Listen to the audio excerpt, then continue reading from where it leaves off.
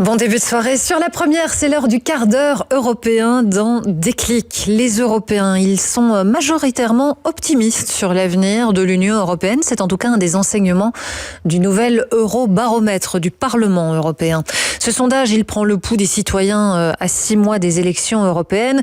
Comment les Européens et les Belges en particulier perçoivent l'action de l'Union? Quelles sont leurs attentes? On va s'arrêter ce soir sur les résultats de l'Eurobaromètre avec Éric Maurice. Bonsoir. Bonsoir. Un habitué de l'émission pour venir analyser et décoder l'actu européenne.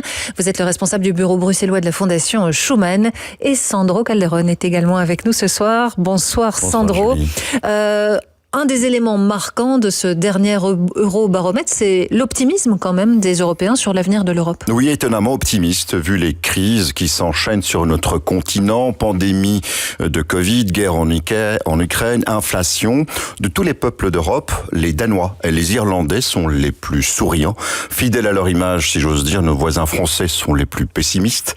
Quant aux Belges, ils sont 2 sur 3 à se montrer confiants sur l'avenir de l'Europe. Alors, dans les 27 États membres, une très large majorité considère que l'adhésion de leur pays à l'Union a été bénéfique, même si les Autrichiens, les Italiens et les Bulgares sont un peu moins convaincus que les autres. Mais attention, on ne parle pas d'ici d'un optimisme béat. Près de la moitié des personnes interrogées estiment que les choses ne vont pas dans la bonne direction dans l'Union européenne. Elles expriment d'ailleurs une série d'attentes prioritaires. Roberta Metsola, la présidente du Parlement européen, les a résumées hier en ces termes.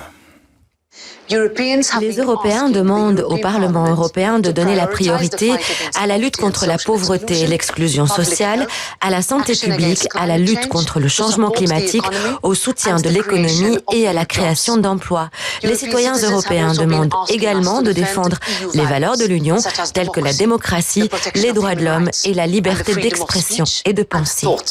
Alors pour que ces priorités deviennent réalité, une majorité d'Européens se disent favorables à un rôle plus important du Parlement européen. Et pour bien faire entendre leur voix, 68% des Européens affirment qu'ils se rendront aux urnes pour élire les 720 eurodéputés lors des élections qui se tiendront dans 6 mois. Dernière info d'ordre technique, l'Eurobaromètre est un sondage réalisé dans toute l'Union européenne.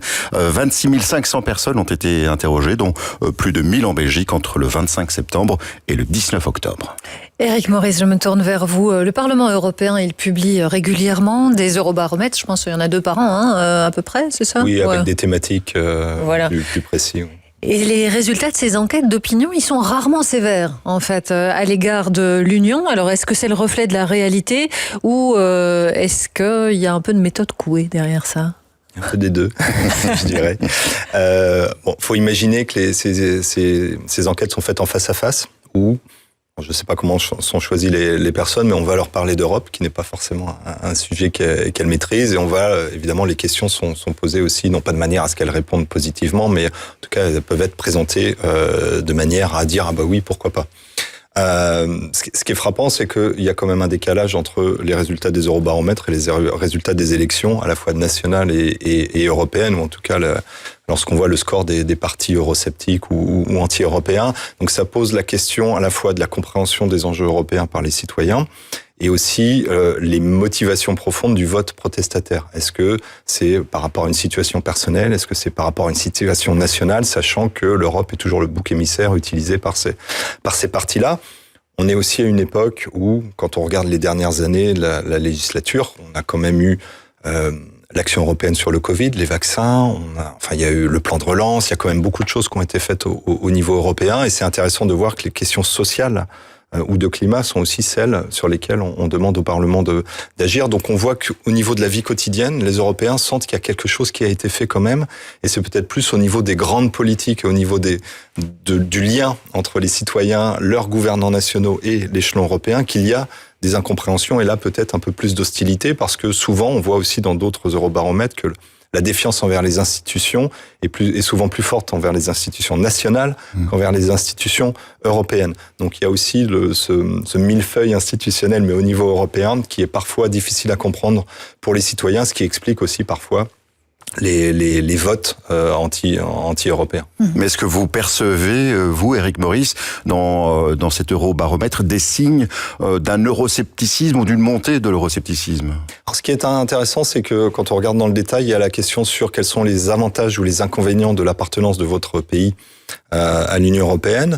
Et c'est assez équilibré, c'est entre 30 et 34% pour dire mon pays n'a pas assez de poids ou économiquement ça a été au bénéfice de mon État. Donc on voit qu'il n'y a pas un argument qui ressort pour être soit totalement pour ou avec enthousiasme ou alors totalement contre, et on voit qu'il y a soit une ambivalence, soit une balance, un équilibre pour-contre qui reste quand même difficile à faire pour les Européens, où encore une fois, peut-être le manque de lisibilité des institutions et des échelons politiques fait qu'il n'y a pas de vision très claire de ce qu'attendent les Européens. Et ce qui se ressent, dans ces résultats qui peuvent être à la fois positifs, alors que dans les élections, on voit que c'est pas aussi rose que ça. Alors on voit que presque 80% des Belges, c'est beaucoup, voient qu'il y a un bénéfice à tirer en fait d'être membre de l'Union européenne, et sont cités par exemple la croissance économique, la sécurité. En revanche,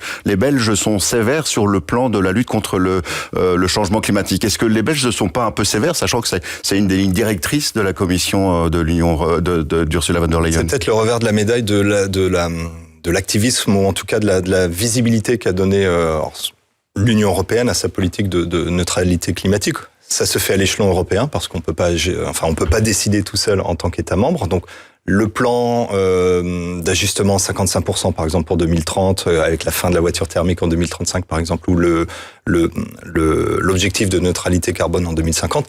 Voilà, ça veut dire qu'ils ont compris que c'était incarné par l'échelon européen. Donc sur les résultats, ils regardent quoi? Ils regardent l'Europe. Alors que on a vu encore cette semaine ou la semaine dernière, je crois, au niveau de la Belgique, il y a eu un jugement, je crois, qui remettait en cause la façon dont la Belgique applique ces objectifs-là, ou en tout cas ne respecte pas. Donc l'ambition est portée par le niveau européen, donc les citoyens peut-être le voient, sans intégrer le fait que ça doit être mis en œuvre au niveau national, voire au niveau régional. C'est comme ça que j'expliquerai. Ouais, puis il y a des éléments qui crispent aussi dans ce Green Deal, la fin du moteur thermique, tout ça, c'est des éléments qui, dans le grand public, sont pas encore très bien compris et dans lesquels ils n'arrivent pas à se projeter non plus très concrètement.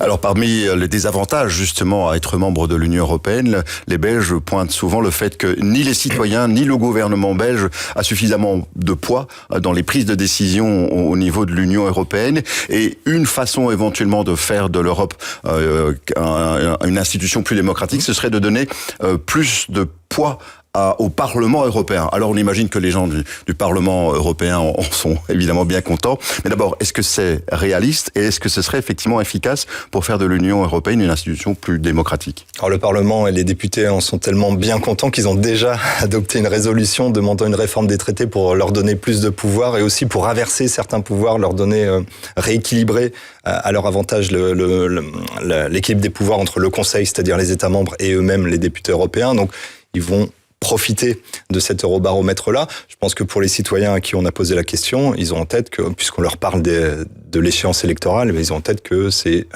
suffrage universel direct, donc synonyme de démocratie effectivement, sur le fait que leur pays n'a pas forcément assez voix au chapitre, et je crois que c'est assez partagé dans tous les États membres.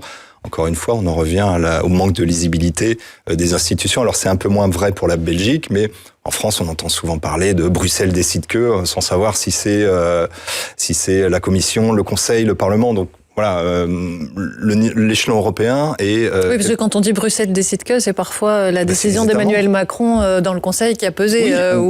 Sur ce qui est législatif, c'est les États membres à égalité avec le Parlement. Donc les États membres ont toujours leur mot à dire, mais les citoyens entendent Bruxelles décide que. Donc forcément, ils ont l'impression de ne pas être entendus, surtout si ça les touche directement de manière négative. Et on rappellera que contrairement à un Parlement national, le Parlement européen ne peut pas faire de proposition de loi. C'est un co-législateur, mais il n'a pas cette capacité d'initiative. Est-ce qu'on pourrait imaginer qu'un jour, le Parlement européen ait cette capacité? C'est ce que le Parlement réclame.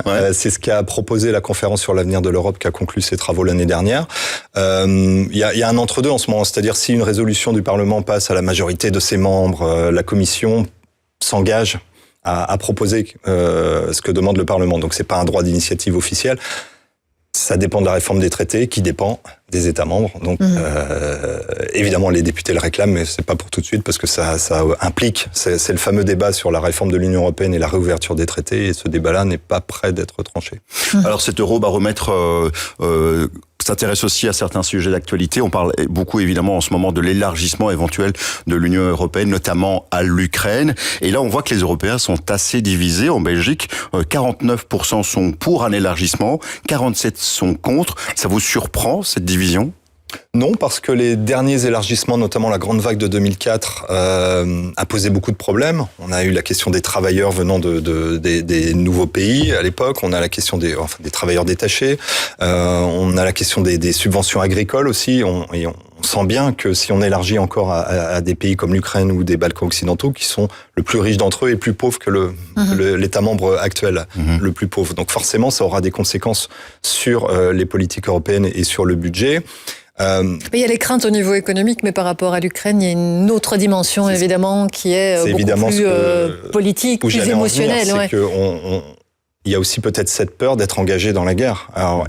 Et cette question-là n'a pas été clarifiée par les dirigeants européens.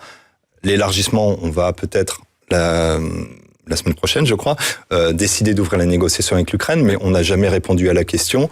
Si le territoire ukrainien est encore occupé par la Russie dans quelques années à la fin des négociations, est-ce qu'on intègre l'Ukraine ? Cette question-là, elle reste ouverte et on ne peut pas y répondre maintenant parce que ça oui, pourrait... et puis la procédure pour un élargissement concret, elle va prendre du temps. Et puis l'Ukraine ne peut pas répondre à cette question-là tant qu'elle n'a pas fini cette guerre. Donc il y a beaucoup d'incertitudes et peut-être beaucoup d'inquiétudes vis-à-vis de la menace russe indirecte sur l'Union européenne par le biais d'une éventuelle adhésion de l'Ukraine. Une toute dernière question, assez rapidement. 68% des Européens, je le disais, affirment qu'ils vont aller voter lors des élections européennes. Ce serait un bon taux de participation, ça ? Oui, puisque le taux en 2019 était de 50,6%, et c'était 8 points de plus qu'en 2014. Alors je crois dans l'Eurobaromètre, ils disent qu'à la même période, il y a 5 ans, c'était 9 points de pourcentage de moins. Donc on était à 59% de personnes qui disaient qu'elles iraient voter, il y a eu 50.